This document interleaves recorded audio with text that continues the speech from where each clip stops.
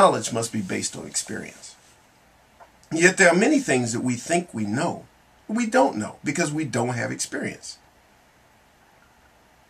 See, that's an interesting thing. I think about David Hume and all the things he said about knowledge. But you know what? I found that there was a problem I had with Hume. Because if we follow David Hume and we follow what he says, we wind up with a big, gigantic problem. We can't function. The only way we can really function in the world is by going beyond knowledge. Now, how do you go outside of knowledge? How do you go beyond knowledge? Because there are lots of things we cannot experience. There are things we cannot experience. So, yeah, that's true. You can't know things outside of your own immediate area, outside of your own experience. I mean, let's think about it. I want to kind of get a little bit crazy for a moment. Can you experience other people's feelings? Many times we say that, say, well, I could experience the love of my parents or the love of my girlfriend or the love of my dog or cat or whatever. But are you really experiencing their love? I mean, really. See, I think you have to be the other person, the other being, if it's a, dog, cat, whatever. Or even, let's say, this pair of scissors. How do I know this scissors don't have emotions and feelings? I'd have to be this pair of scissors to know that. And if I was that pair of scissors, then I had a feeling of being a pair of scissors. And I said, wow, this is amazing. People often think that we scissors don't have any feelings, but in fact we do. That could be the case. The scissors could be saying, why is he putting me up on a YouTube video? I'm just being crazy today. We can never get behind the being of others or the being of another object to know for sure. But what we do is we think about it. We kind of calculate it, but we really don't, because when somebody's angry at you, you know it in an instant that they're angry. If somebody loves you, was being friendly toward you, and have really good feelings, you know that instantly. But I use the word know. You know it. But you're not experiencing it directly. You're not directly experiencing their feelings. See, I kind of got into this with Jean-Paul Sartre and the whole existential thing and the being in itself, being for itself, and all that complicated stuff he went into, and being in nothingness, which I read that whole book all the way through. Oh my God, why did I do that? But anyway, and I kept thinking about that. How do you know these things? It made me question things that most of us don't really question. How do I know that I'm not the only person in the world who has emotions? Well, I think that would be ridiculous to assume that. It just, you know what it is? It's a matter of what works. It works to think that other people feel things, even if you can't directly experience it. And you can also, it's like with any type of science. The real truth comes down to the ability to predict things. And to see that things fit patterns.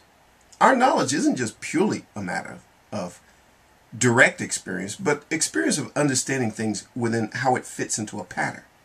Somebody's angry with you, for example. You can relate that to your own experience of anger. When you're angry, you know how you feel on the inside. So you go with the idea that, okay, that person is feeling on the inside what I would feel if I were angry.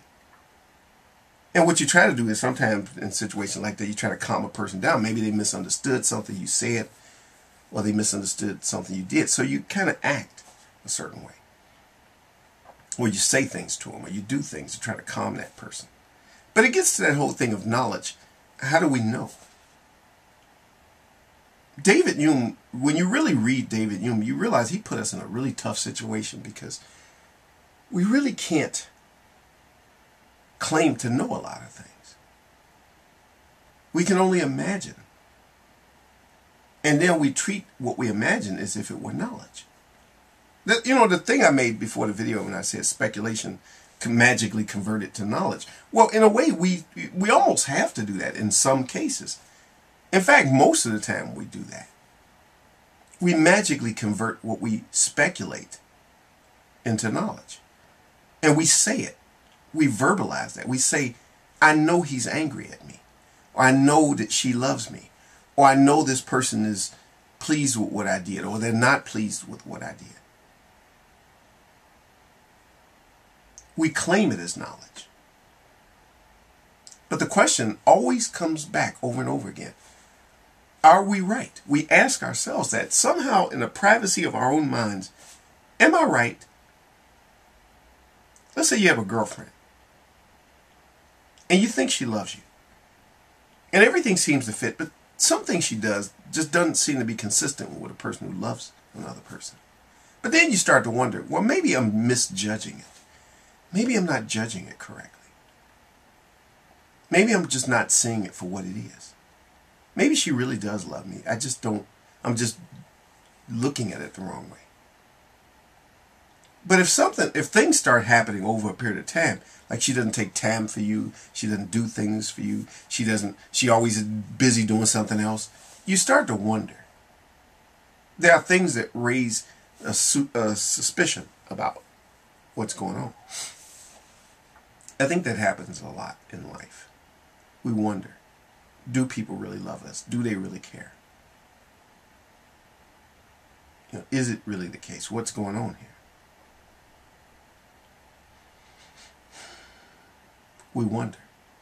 Because there's this ideal we have of how people should act. And then there's what we observe. So there's always a question. Are we right? Are we correct? That's the thing. Becoming a thinker and looking at things and getting into philosophy, it sometimes can be a strain. Sometimes it's better not to be a philosopher. Sometimes it's better to just go through life not thinking. And just follow everybody. Follow the crowd. Go along with the program. One thing I'm learning, though, when it comes to making these videos, is to use humor. I always say things in a very funny way, in a humorous way. I don't sit there and become very stiff in the way I say it. I just want people to sometimes just take into consideration a different possibility of things. Philosophy can be boring, but it can also be interesting. It's just one of them things to think about. So that's it.